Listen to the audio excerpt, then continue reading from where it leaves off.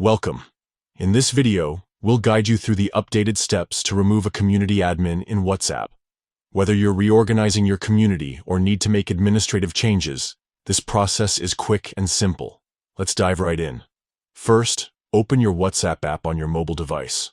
Once inside, locate the Communities tab at the bottom of your screen and tap on it. This tab is where all your WhatsApp communities are organized. Next, select the community where you want to make changes. Once inside, look for the three dots in the top right corner of the screen and tap on them. From the drop-down menu, select Community Info. This will take you to the settings page for your community. Scroll down until you reach the Participants section. Here, you'll see a list of all members in your community, including admins.